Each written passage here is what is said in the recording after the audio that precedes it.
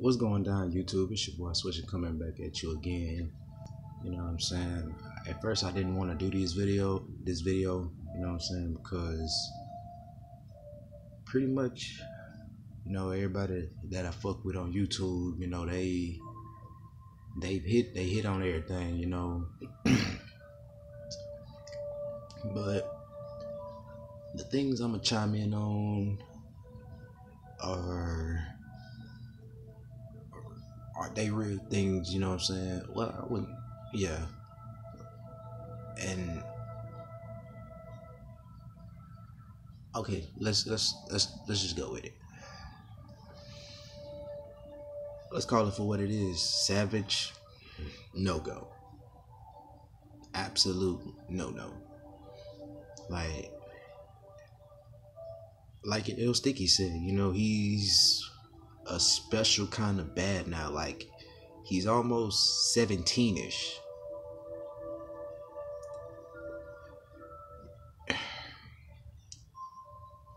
I don't know why Miller was inactive this game. I hope he's not hurt. But this game, we could have really used him. You know what I'm saying?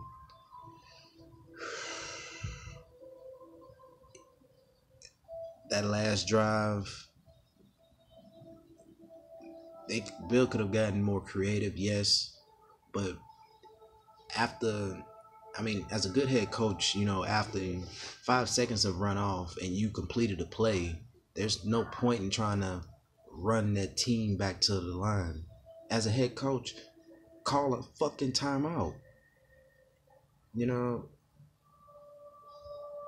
And I could understand, them wanting to get a little closer, but you need, time is against you. You're not leading, you're down. So call the fucking timeout. It's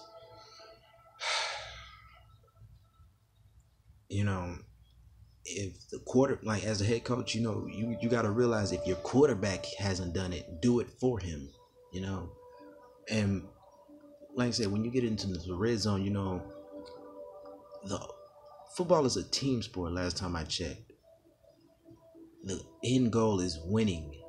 The ball doesn't have to be in Tom Savage's hands in order for you to win that game. It really didn't. You could have easily hit a screen pass, simple. Hell, you could have come out in a wildcat formation. We've done that before. Hell, like my boy Ray said, you could have simply ran a jet sweep, or you could have ran a fake jet sweep and used the sweep guy as a lead blocker. You know what I'm saying? Probably have a guard pull around. Just doing what you can offensively to be more creative, to outflank the defense, because in the red zone, outflanking the defense can get you in the end zone. It's not hard. It's not like it's not just it's not hard, so again, I'm one of those Texans fans that's not afraid to, well, I ain't gonna say not afraid, but I'm just gonna call it for what it is. There's enough blame to go around for this loss, but like the head coach always says, it starts with me. So that's where I'm gonna point the finger. Now, of course, I could go a step further and go above him, and then a step further beyond the next man and say, dude, Cap is sitting out there in the free agency. You obviously saw that we were what, 12, maybe, 10, 12 yards away from the end zone. They absolutely knew that Savage wasn't going to step up in the pocket and attempt to run. The one thing I will give Schaub credit for in that one game against Miami, when the play needed to be made, Schaub stepped up in the pocket, and as goofy looking as he looked at running, he got his lanky ass into the end zone. He was looking like Woody and whatnot, but his ass got into the end zone. You couldn't ask Savage to do that to save his fucking career. Like, if that game rested on his career, he just basically threw in a towel. And as a proud Texan fan, that's bothering. It really is. It's bothering. The play calling was bad. From a defensive standpoint, like my boy El Sticky pointed out, as a defensive coach, that's the number one thing you're taught. Even if you don't hear a whistle, if you see a guy go down, you touch him just to ensure that the ref sees you make contact with him. Andre Howell, that touchdown was on you. Yeah, Kareem took a bad angle. He should have made some kind of contact with him, although I believe he did. But, you know, hey, they called it. That was their call. You know, but the T.Y. Hilton burn. I don't know how many times we're going to have to see this happen before you guys realize that I'm not lying to y'all. It's not... J. Joe is it's like he's got that the real Reaver syndrome going, where he had a real good solid year last year, and now age is starting to catch him. And I mean, let's call it for what it was. Let's call it for what it is. It was T.Y. He got burned, but again, you know, and it's funny because, you know, me and Ray was discussing, you know, I wouldn't call that an argument or a debate.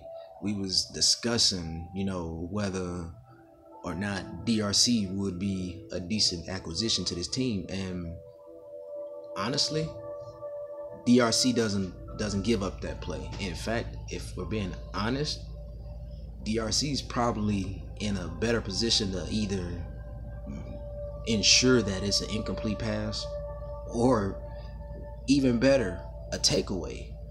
Now, I also will give majority of that touchdown. I'll give that blame.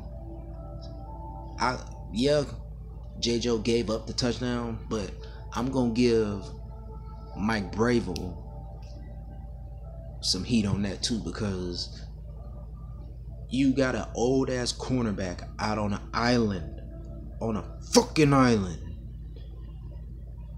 with a young gun. And what's worse is, not only did you put the guy on the island, but you left him there. You didn't even have a fucking safety over the top.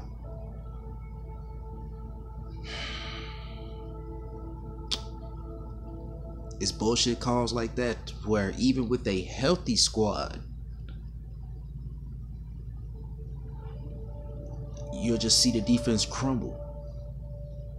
Now, in my personal opinion, Rack needs to have, just like how they have those headsets on, they need to have a specific channel to where he can, when they have an opportunity to talk, him and Rack need to be having like some serious conversations about what they seeing, because I don't get it, man.